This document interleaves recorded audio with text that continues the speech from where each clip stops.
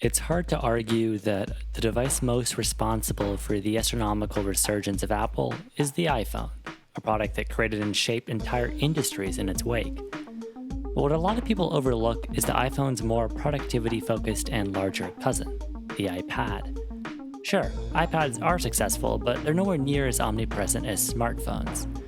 While the iPhone created the modern smartphone industry, the tablet industry basically ends with the iPad, and with a few less successful, more desktop oriented products like Microsoft Surface portables. Call me a hipster, but I've always appreciated the overlooked iPad just as much, if not more so, than the iPhone and smartphones in general. The iPad is a device that feels perfectly suited to both relaxed and productive lifestyles with unmatched versatility. Its comfortable size and shape mean that holding it feels just as natural as holding a book. Put simply, iPads feel made for human hands in a way increasingly large and unwieldy smartphones just don't anymore.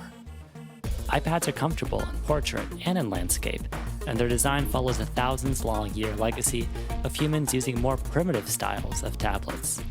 Steve Jobs even joked about this legacy when introducing the iPad. I chuckled when I saw this.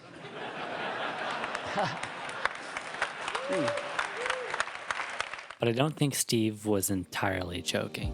The reason so many people adore working on iPads has everything to do with ingrained evolutionary patterns that lead us to accept tablets. As much as iPads are high-tech products, they're also comfortable devices that mold to whatever their human user wants. One can read naturally holding a tablet, draw with it like a slate flat against the surface, or work on it like a laptop with accessories to prop it up and type on. While humans have been forced to adapt around smartphones that increase our pockets and change our behavior, iPads have only become more versatile and comfortable as they've actually adapted around us humans. That's to say nothing of so many user-focused features that make using the iPad form factor and screen as comfortable as reading a book or sketching with actual paper. The True Tone technology that adapts screen white balance to match the ambient environment, sort of like paper would in real life, is seen on many Apple products today. But it debuted first on an iPad. Apple could have called their first-party stylus accessory many things, but they chose to simply name it Pencil, as a nod to those classic charcoal and wooden analog things we used to so crudely use to write and draw on with old-fashioned paper.